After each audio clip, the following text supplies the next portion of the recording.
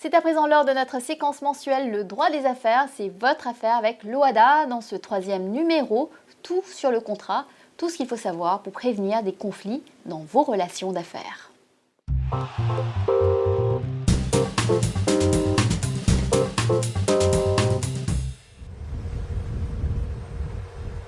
Construire un barrage, une école, une route, un dispensaire, commander des équipements pour les administrations, voici autant de projets publics qui font l'objet d'appels d'offres. La commande donne lieu à la signature de contrats et c'est un sésame que tout entrepreneur rêve d'obtenir. On est toujours content de signer un contrat parce que ça fait gagner de l'argent des gens dans l'entreprise, c'est la raison d'être de l'entreprise. Mais on a toujours aussi une pression, la pression de la réussite. Mais combien d'entreprises sont-elles capables de conduire un contrat de bout en bout sans difficulté majeure, en respectant les délais impartis, avec une qualité de service conforme au cahier des charges? Pour les administrations, la qualification des contractants pose de nombreux problèmes. Les entreprises ou les prestataires ou les fournisseurs en fait, ont des problèmes avec le financement des entreprises. On manque de la main-d'œuvre qualifiée très souvent. Aujourd'hui, il y a beaucoup de ressortissants de la sous-région qui viennent travailler au Mali parce que dans leur domaine, dans certains domaines, on n'a pas les qualifications requises. Voilà, donc, et puis, les entreprises ont beaucoup de difficultés pour avoir les garanties.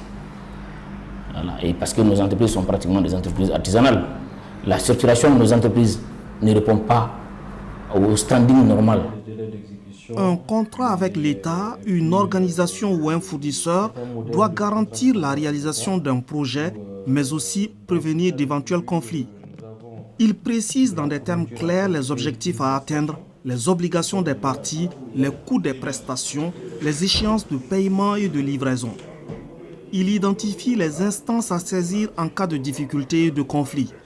Tout est fait pour circonscrire le règlement des problèmes dans le cadre de la loi et en cela, un contrat commercial apparaît comme un instrument de sécurité. Mais il y a des conditions à remplir pour qu'un contrat soit valide. L'interlocuteur d'en face soit capable et la capacité de signer le contrat.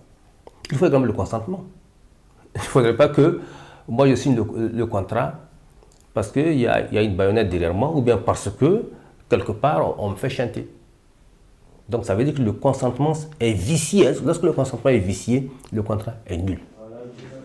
Avant d'apposer sa signature, il faut bien lire les termes du contrat et vous assurer de la justesse et de la faisabilité des différentes dispositions et suivre les conseils des professionnels.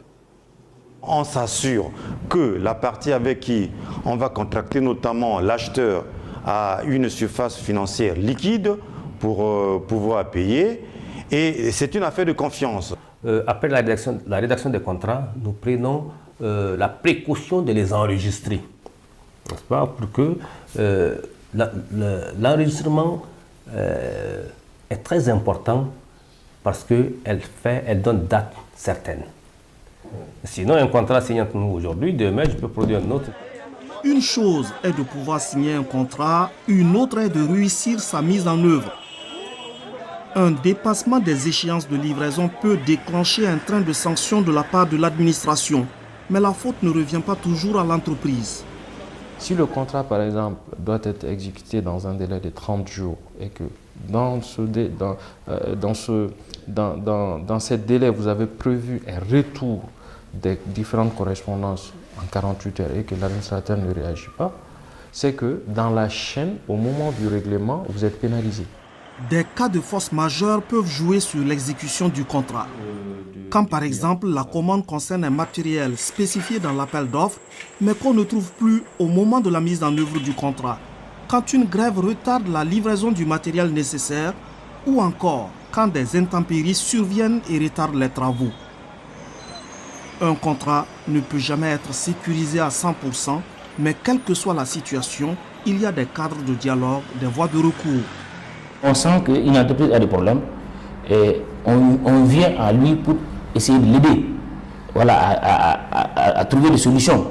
On anticipe, on fait des lettres de préavis pour dire attention, si vous ne réglez pas ces problèmes rapidement, vous allez avoir des problèmes à la fin. Donc on cherche objectivement à voir comment il faut l'aider pour qu'on aille ensemble au résultat.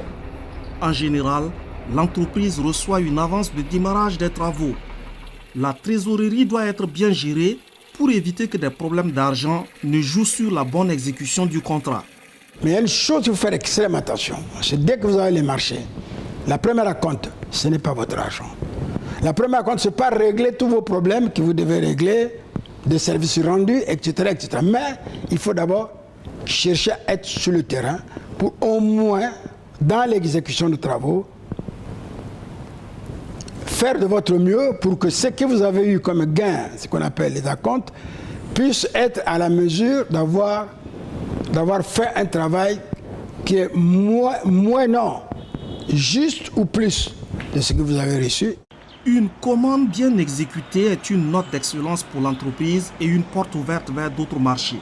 Par contre, une entreprise défaillante peut perdre de l'argent sur un marché, être poursuivie devant les tribunaux et mise sous liste rouge, c'est-à-dire interdite de marché.